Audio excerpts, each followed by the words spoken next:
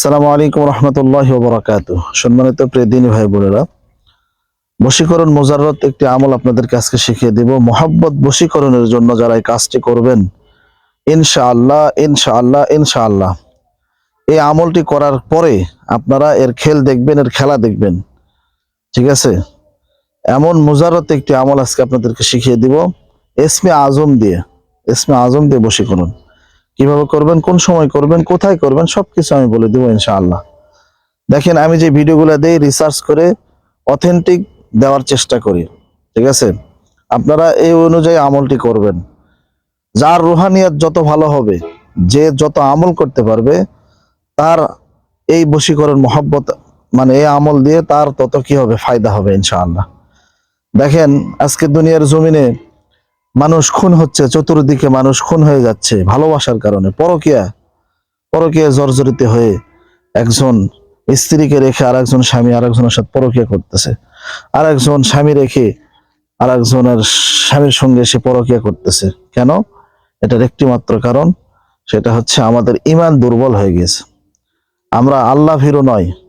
আজকে দেখেন, আজকে 5 ওয়াক্ত নামাজি আমরা নয়, কিন্তু বাইরের দেশে আপনি যাবেন, গিয়ে দেখবেন সেখানে তৃতীয় বিবাহ জায়েজ করে দিয়েছে। মসজিদ কমিটিরা নিজেই বিয়ে দিচ্ছে মসজিদের খরচ দিয়ে। কেন?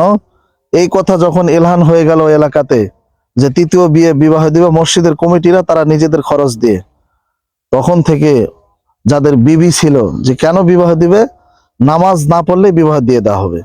ঠিক আছে? তখন থেকে খেয়াল করে দেখা গেল যে তাদের প্রেজেন্ট যে বিবিগুলো ছিল তারা আর তাহাজ্জুদ ছাড়ে না। সুবহানাল্লাহ বিহামদিহি।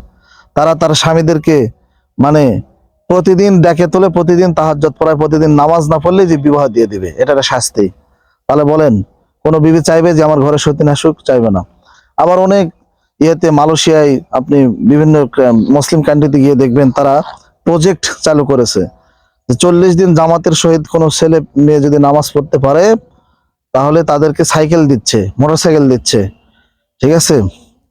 একটা জিনিস মনে রাখবেন, জেনারেশন বাই জেনারেশন আপনারা মসজিদের জুমার নামাজে দাঁড়াইছেন, পিছে যদি বাচ্চাদের কিসির মিসিরের শব্দ না আসে, তাহলে বুঝবেন পরের জেনারেশনের চোর বাটপার হবে, এরা ইতর বান্দর হবে।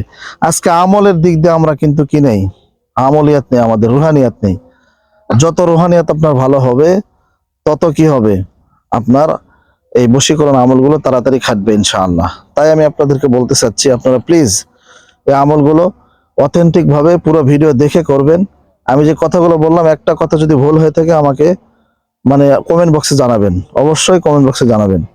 আমলটি করবেন হচ্ছে সোমবার দিন জোহর নামাজ পড়ে এই আমলটি করবেন। ওই নামাজে মসজিদে হোক, যে কোনো স্থানে আপনি বসলেন, সেখানে আপনি আমলটি করবেন। কিভাবে করবেন? সর্বপ্রথম আপনি ওযু ইস্তেনজা করে পাক পবিত্র হয়ে আল্লাহর কাছে দোয়া করে, হাত উঠায় দোয়া করে, মসজিদে 2-4-5 টাকা দান করে আপনি সর্বপ্রথম ইস্তেগফার পড়ে নেবেন এরকম ভাবে, আস্তাগফিরুল্লাহ রাব্বি মিন কুল্লি যামবি ওয়া আতুবু ইলাইহি লা হাওলা ওয়ালা কুওয়াতা ইল্লা বিল্লাহ। আস্তাগফিরুল্লাহ রাব্বি মিন কুল্লি যামবি ওয়া আতুবু ইলাইহি লা হাওলা ওয়ালা কুওয়াতা ইল্লা বিল্লাহ।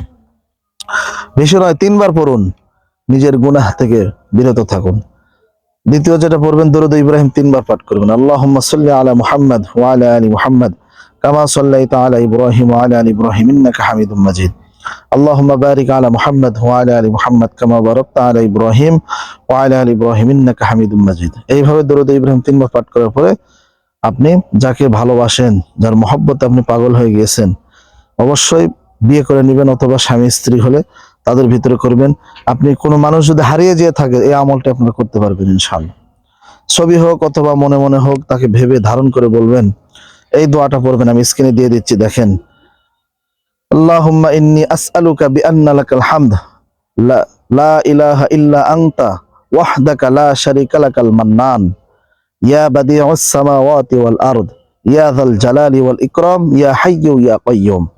এটা পড়বেন আর হাওয়াতে ফু দিবেন। আবার পড়বেন, আল্লাহুম্মা ইন্নী আসআলুকা বিআন্না লাকাল হামদ লা ইলাহা ইল্লা আনতা ওয়াহদাকা লা শারীকা লাকাল মান্নান ইয়া বাদিউস সামাওয়াতি ওয়াল আরদ ইয়া যাল জালালি ওয়াল ইকরাম ইয়া হাইয়্যু ইয়া কাইয়্যুম।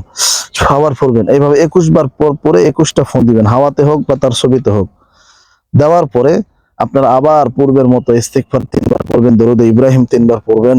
পড়ার পরে আল্লাহর কাছে হাত উঠাইয়া চোখের পানি ফেলে কাঁদবেন, হে আল্লাহ, ইয়া রব, ইয়া আরশের মালিক, আমি জীবনে ভুল করেছি বা সে ভুল করেছে, তাকে ভুল থেকে আপনি আমার প্রেমে পাগল করিয়ে দিন, তাকে শিক্ষা দিয়ে আমার কাছে আনিয়ে দিন, সে তাকে যেন আমি ভালোবেসে কাছে পাই। এরকম ভাবে আপনারা বলবেন ইনশাআল্লাহ, সুম্মা ইনশাআল্লাহ।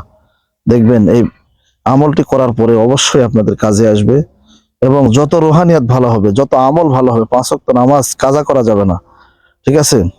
সত্য কথা বলতে মানুষকে ঠকানো যাবে না, মানুষের হক মেরে খাওয়া যাবে না, মানুষের হক নষ্ট করা যাবে না। দেখবেন আপনার রুহানিয়াত যত শক্তি হবে, গুনাহ থেকে পরেজ থাকতে হবে, তত আপনার এই আমলগুলো কাজে লাগবে ইনশাআল্লাহ। ভালো থাকবেন, সুস্থ থাকবেন। ভিডিওটি ভালো